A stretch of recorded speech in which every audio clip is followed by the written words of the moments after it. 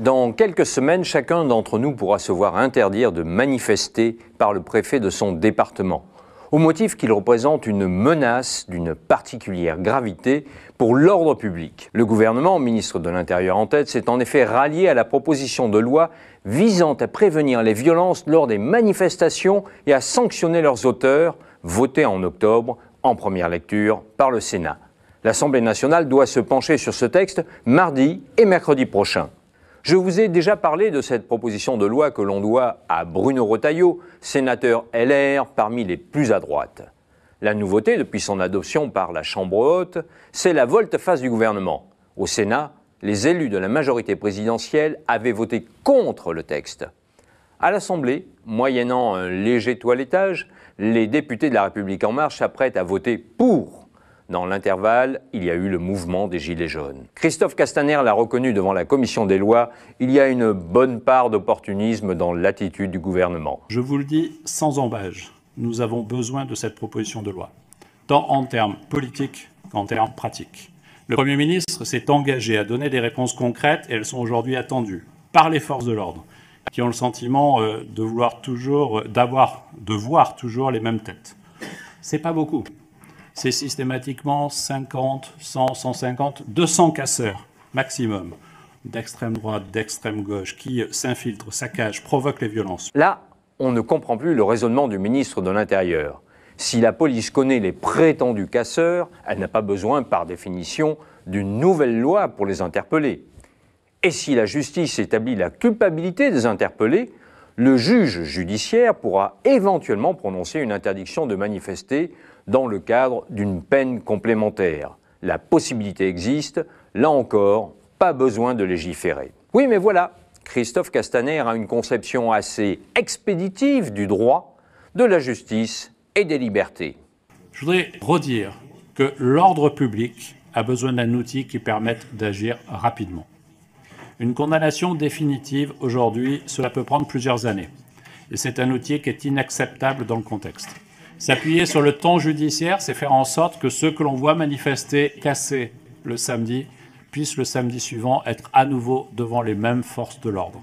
Vous avez bien entendu, le ministre de l'Intérieur nous dit en substance « On n'a pas le temps d'attendre que la justice tranche, on va le faire à sa place ». Sur quelle base ? Eh bien, les renseignements fournis par la police, les fameuses notes souvent non sourcées et anonymes qui comportent une part de ragot et de contre-vérité. Justement, le canard enchaîné de cette semaine nous apprend que le service central du renseignement territorial a été chargé d'espionner les Gilets jaunes.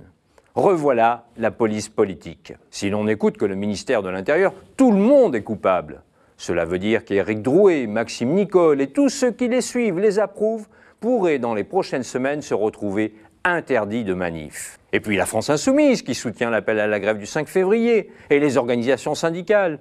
Par capillarité, on peut interdire à toute la France ou presque de défiler. Sous prétexte de lutter contre les casseurs, c'est la criminalisation de l'opposition au chef de l'État qui s'amorce. Ce gouvernement instrumentalise encore une fois les vrais casseurs pour faire passer une loi de contrôle politique.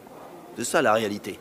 Et donc vous allez avoir des préfets qui vont dresser des listes de personnes qui n'ont jamais été condamnées, qui n'ont jamais été prises en flagrant délit. Demain matin, vous allez être mis sur une liste parce que vous êtes un opposant politique à M. Macron. C'est ça la réalité. Voilà. Et si cette loi était prononcée en Russie de chez M. Poutine ou chez M. Trump, il y aurait une indignation en France. C'est quand même un comble d'avoir le pouvoir administratif qui finalement définit qui a le droit de manifester ou qui n'a pas le droit de manifester. On peut s'attendre à des dérives incroyables s'il n'y a pas de garde-fous qui sont posés. Donc sur le principe d'une loi qui permette de distinguer les manifestants des casseurs, je n'y ai pas d'obstacle de principe, mais en revanche, dans l'écriture fine du texte, ça suppose évidemment de faire en sorte que ce ne soit pas l'arbitraire qui devienne en fait la règle. Soit on a une position qui est de dire c'est l'autorité judiciaire qui est garante des libertés individuelles et des libertés fondamentales, et la liberté de manifester et de manifestation est une liberté fondamentale et constitutionnelle, et à ce moment-là, ça ne peut être qu'un juge qui prononce cette interdiction de manifester, ce qui est le cas en l'état actuel de notre droit, soit on va sur autre chose, quoi. on va sur autre chose, renforcer le pouvoir de l'exécutif, etc. J'avais parlé pendant la loi sur l'état d'urgence, la transcription de l'état d'urgence dans le droit commun, de démocrature, me disant qu'on se dotait de pouvoirs qui sont d'habitude l'apanage d'une dictature, c'est-à-dire un exécutif beaucoup trop puissant, mis dans une démocratie. On y est, quoi. On y est, c'est voilà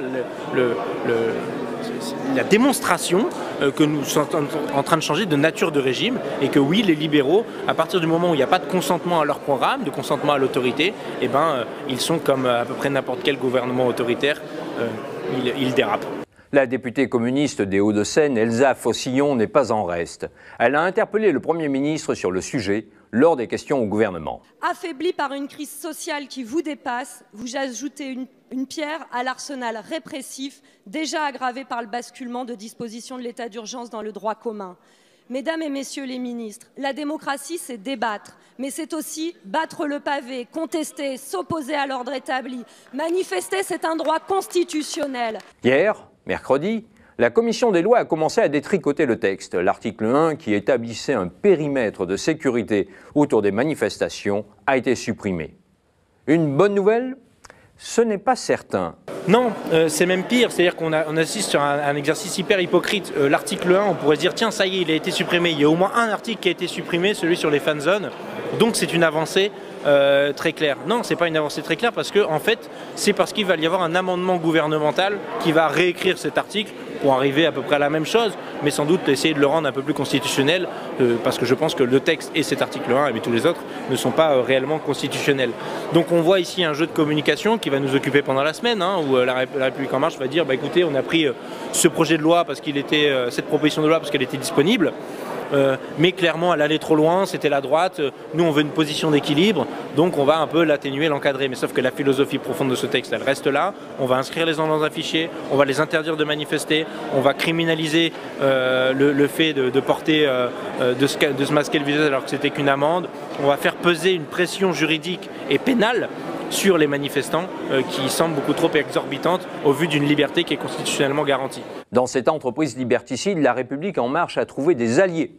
Les députés LR, bien sûr, mais aussi Marine Le Pen. Voici ce qu'elle répond lorsqu'on lui demande si les députés Rassemblement National vont voter le texte soutenu par le gouvernement. Probablement, on le votera, encore une fois, en s'assurant qu'il n'est pas utilisé pour être une entrave au droit de manifester pacifiquement dans notre pays. Je pense que tout ce qui peut améliorer la situation de la lutte contre les casseurs doit être accompagné. Mais encore une fois, c'est pas parce que vous votez un texte, monsieur, que vous l'appliquez. La République En Marche, la droite réactionnaire et le Rassemblement National qui se retrouvent main dans la main pour restreindre le droit de manifestation. On dirait bien que le vieux monde revient au galop.